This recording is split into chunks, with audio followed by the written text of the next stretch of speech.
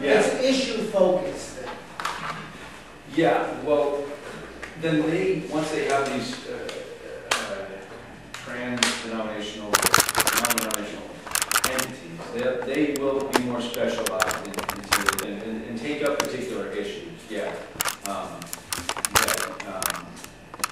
will, and try to offer something that can be used across the board, and sort of own that niche in a way, focus on the family, used to, and still does to some degree, tend to a lot of family dynamics and raising children and having good marriages and that kind of thing. And we have other more political projects afoot as well. But that's an example of something. So there's, in terms of breaking down the silos, they're not really working with denominational materials. They're developing new materials that are meant to expand, and yet they assume a certain sensibility. Some of these are, have agendas that connect with some people better than others, and so, it doesn't.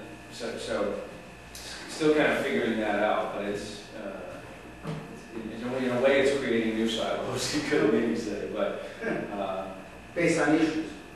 based on issues, yeah, that is one of the things. It's more organized around issues than around denominational identity. So it's a different way of framing some of the educational resources, definitely, and so that is a kind of a big, broad theme in the last quarter century. Thank you. Could you expand the conversation to include non-pulpit clergy? What experiences have you seen? Different issues, same issues? Since in our denominations, about 50% of our clergy are not in congregations. They also have other places where they go for specific continuing education, but I wonder, any insights about non-pulpit clergy? Well, did you have some? No.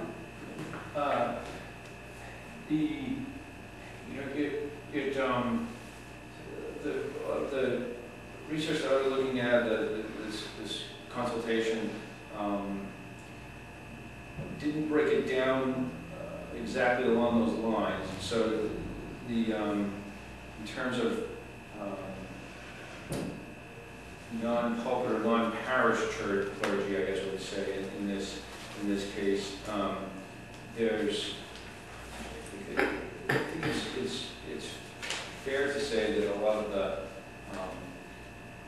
challenges are still the same, but the resources, to the extent that in the Christian world, those would be more specialized ministries, by and large. The non-pulpit clergy would be in a kind of connected underneath another profession in a way, counseling or teaching, and so they have, or chaplaincy, right? And I think it's fair to say that all of those have the professional parameters and apparatuses that are there to help them grow in their capacity as teachers or counselors and those types of things. I think that so to that extent they have a more robust framework around them that's continuing to evolve with this. The gap, though, is to the extent that you're a teacher and a clergy person or a counselor and a clergy person, how does that part work out? I think it's less robust. My sense of it is how your work as a teacher, the craft of teaching might be enhanced with professional development quite effectively, but how you work that out as part of your calling and the extent that you're doing more than imparting knowledge, but shaping souls and following a calling from above. That's those structures are less clear, except in denominations that commission people particularly with a sort of charisma to that field. My sense, again, just from our work, is that one of the big problems that clergy have in general is they come to it out of a desire to serve, and therefore they don't have the boundaries. So in a congregation, a hillel, a chaplain, a day school, they are always balancing family and work. They are always feeling that they never do enough. They are always dealing with trauma of some kind. And they're also always feeling that what they learned in rabbinical school is not adequate to dealing with the questioning of their constituency, whether it's, at whatever level.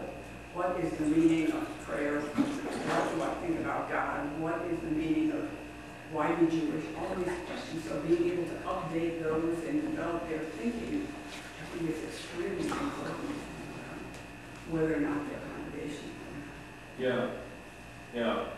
And in the right in the Christian sphere, there will be some. I think in Catholic circles, you have Jesuits, for instance. Many have always had a big priority on education, on philosophical development, and so you'll have very strong internal supports for Jesuit educators.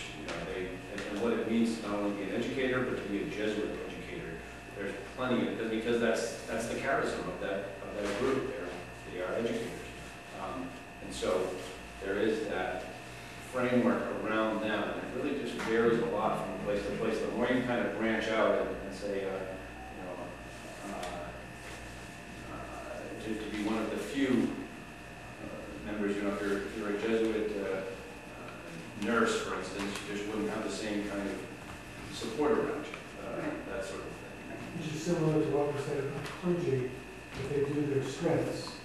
Right. We're also saying now the institution also do their perceived strength. Right. And so Yeah, good observation. But there's studies also that show that building up your strengths is actually a better use of your time than trying to work on your weaknesses. So I'm going to start a little bit as negative, but I don't think it's necessarily negative that people are attracted to their strengths. I think that's a really interesting question, because none of us feel strong enough in what we're strong in. And at the same time, very often, our constituency sees a glaring weakness in something that we are not that interested in developing. So are they entitled to have a clergy person who works on that? Or are they just lucky to have a clergy person who, by virtue of developing their strength, continues to agree to serve them? It has a lot to do with what the purpose of continuing rabbinic education is. Right. If it's updating skills, so it makes sense to think about, well, what does my congregation need in order for it to develop?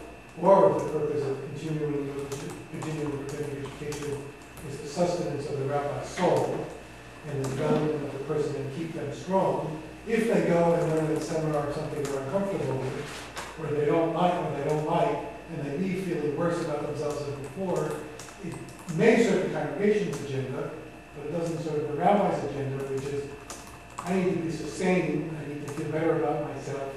I'm going to study something I already know, in fact, maybe I'm an expert at, so I will feel better about myself, so I will feel refreshed when I go back and work. And they're opposing agendas, they're both valid.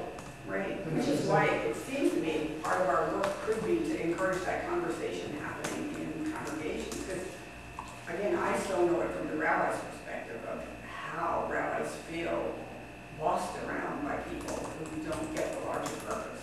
And I don't think they're opposing agendas. Right. I think we do ourselves a disservice, in fact, by setting them up as if they were opposing agendas. Because if the rabbi doesn't come back feeling renewed and refreshed, et cetera, from whatever study experience, they certainly are not then going to be able to serve their congregation in a better manner. And so I think, then I would say that then part of our work as ACRE is to educate the congregations about what clergy need, and that it will benefit them, I think, no matter what the rabbi does. If the rabbi enjoys and gets some amount of satisfaction from the experience, that's only going to benefit